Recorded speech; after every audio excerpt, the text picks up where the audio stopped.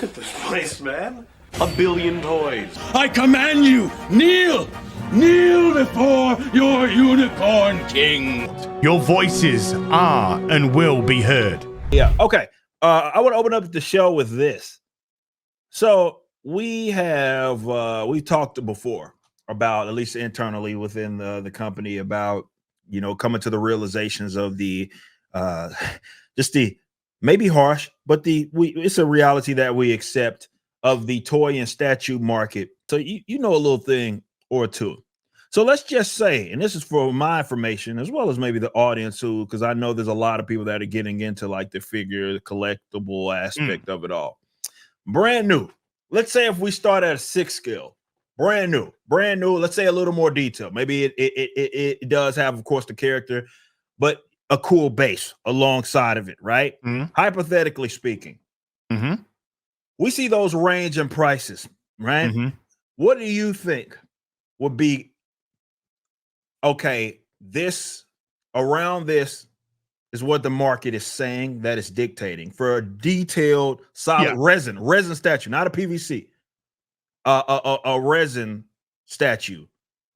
What do you think those are going for? So a 1/6 scale resin statue, which has a decent base. Okay, so you priced it up initially against the 1/6 scale posable figures. So because you need to get your medium, you need to get your understanding. So a 1/6 posable figure, a hot toy. I don't have any to hand because they're now all in the display cabinet. With a good base, because you can get a detailed base, will run you somewhere in the region of $250 to $350. Okay. Based on the material, dollars, US dollars, we're talking here. Folks. Okay. Based on what that may be.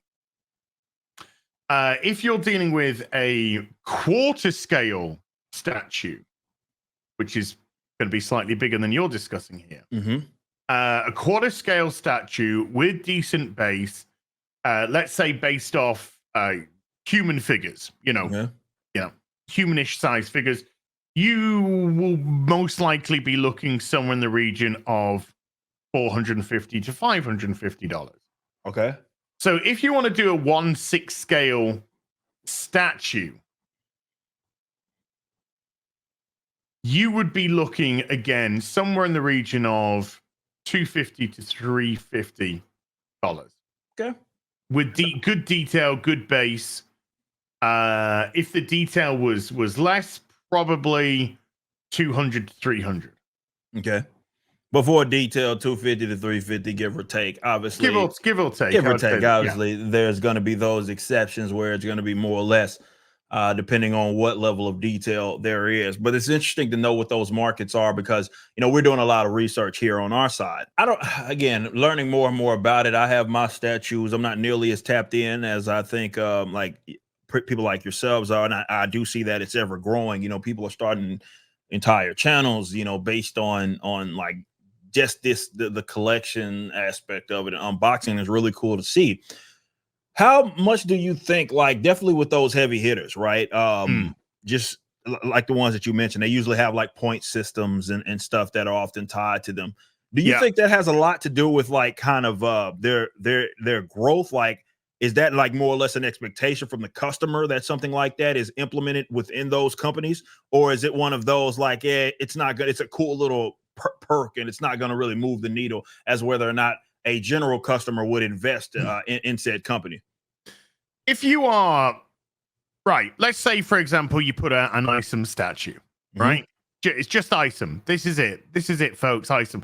Absolutely no point in having some sort of loyalty scheme attached to that. Because a loyalty scheme is really attaching itself to a repeat customer that isn't necessarily based in one franchise. So like, I do a shit ton of shopping at Sideshow, way too much, never going to change, too old to change. And a lot of it is because of excellent service I get and reliability. Those are the core foundations of why I keep going back to Sideshow. They've never done me wrong. If there has been a mistake with an order, like once I ordered a 1/6 Daredevil, They sent me the whole box, 6 of them in a box, and they'd only charged me for 1.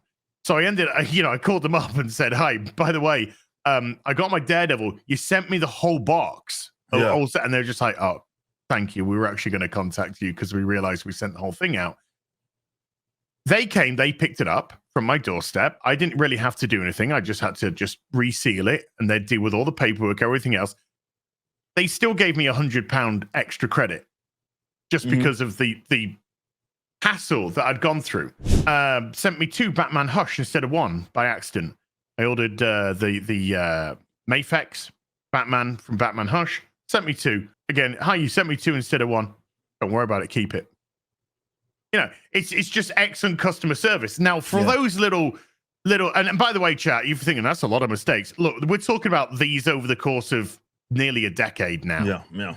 So reward schemes are great when you have a repeat customer that's going to come back and, so if you put out, hey, we're actually going to do a range of 6-inch Rippaverse toys. Actually, we're going to do it in retro form. So it looks like retro card back toys, 6 inches, from as if you were purchasing Isom in the 80s, right? And then you had a range of those. You had Isom, you had Yaira, you had Alpha Core, you had Michael, you had, Lillian, you had Norfolka, you had the whole job lot, you got the Horseman in there, you got Gooding, you got Bloodruth. So I haven't heard of any of these characters. No. Yeah, because you don't read. I mean, you made them up at the top. You don't read the book, so apparently, the books. It's just made those up. Yeah. Gotcha. Fucking guess. Yeah. Saw a reflection in that Rippaverse sign. Boosh was going on from there. Yeah. If, you do a range like that, and then you're saying, oh, and now we're actually going to do a range of 1 in 6 scale PVC statues or porcelain, but whatever. Now we're going to do a range of that. Then it might be worth attaching a little bit of a discount based on, you purchased 4 of the retro figures. That gets you a 10% discount on a Dush or a Dush, and then sort of do it that way. Okay. If you could become a toy manufacturer, if you could become a toy wholesaler, then you can maybe play with it. But I purchased from Hasbro, which is looking to get out of the toy game right now. A lot of their stuff is being outsourced to McFarlane Toys. Yeah. And McFarlane's killing it. His shit's just like fucking unreal right now. No, absolutely unreal. Everybody goes to him now. He's running the game. Yeah. But if it's G.I. Joe Classified, I'm picking it up. I'm picking it up all the time. That's it. Yeah. Do they have any reward scheme? Do they have any incentive scheme, discount scheme? No. So yeah, to me, it would be about just being loyal to your customer. You could tie it in with comic purchases, so you could utilize a discount scheme that could move into a launch campaign. Yeah. If you've picked up X amount, or every purchase that you make gets you 10 points, 100 points, whatever point scheme you want to do, those points can actually be redeemed against anything that the Rippaverse does: merchandise, clothing, comics, other toys that we're going to put out, etc. You can do it that way and incorporate the Rippaverse into that. Then it would make much more sense. And then you could even implement that on the other side of things with the comics, etc.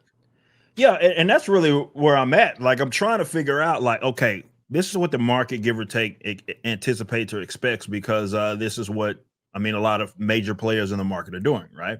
So what I'm trying to do is figure out, okay, is there a version of that makes sense for us? And what it sounds like is like, okay, let's assume that we commit to like doing something like, okay, longer form, like let's say a longer form commitment to toys and statues, then it does start to sound like it's going to make a lot more sense to maybe try to implement a version of maybe a loyalty system to not only, again, incentivize the people that are used to those types of perks being available to them that purchase product in this market, but really to reward, that's kind of the point, the people that support the damn company, right?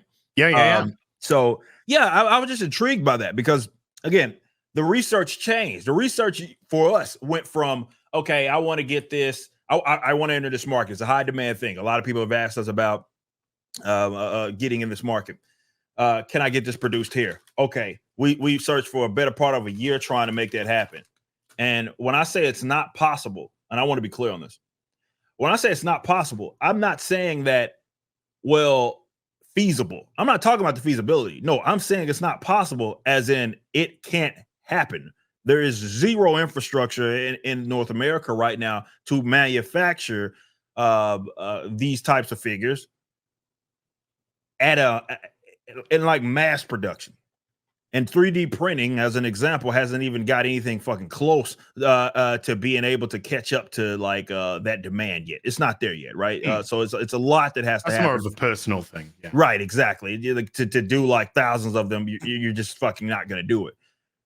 Now, this is why I said it's a good thing, because at least for our customer, because it's like, okay, well, that hump, we're over it. It just can't happen. Okay, well, that opens the fucking world up, right? And then it's like, well, we've accepted that it can't be done. So now we have to kind of go more, I don't even want to say traditional routes. It's the realistic route of trying to produce something now like this. Well, possibilities are endless. Possibilities are endless. When the world's your oyster and the world opens up. Yeah. Sure, you know? Yeah, it's endless. So we have done so much research on this because the company wants to enter in that market and be a decent player. And conversations have already been had there, but I just wanted your perspective as a customer, because this is it floats around the comic book space, but it is very much a different market, and there's a very different sort of a set of maybe expectations. Well, I mean, it could be. I mean, for example, I believe that the statues that Sideshow produce themselves that go under their banner, I believe that they are made in China, the actual statue, but they are painted in America. Mm-hmm. So they're actually painted in-house by artists who obviously operate to the specifications of what it is. So they are all what's classed as hand painted. Right. And I only use air quotes, folks, because when you're talking hand painting, you're not necessarily talking just brush. You're talking like airbrushing and all this kind of stuff. Right. But so you can have one side like Batman Begins. You got one company doing the ears. You got the other company doing the actual head, helmet element of the hood. So you can actually operate off that side. Yeah, it makes much more sense to create in this area. But if we bring it over to the States to then bring that element to it, there you go. But yeah, you definitely got options. Yeah, sure. We got, and I think that's the important thing, right? Is that now we have options. I've accepted that reality, and that means that we have options, and I'm very, very excited. I think the customers are going to be very, very excited with what we're going to at least us giving it a shot and attempting to kind of enter into that space, because it very much could be. We could make it a very profitable thing if we take it serious, and that's what we ultimately want to do. Thanks for watching. Right now, the Rippaverse is in the middle of our latest campaign, Yaira #1, which was written by the Saskas. Head over to Rippaverse.com, pre-order, and check out our first live-action trailer and the latest Rippaverse Studios production, Y'all Be Easy.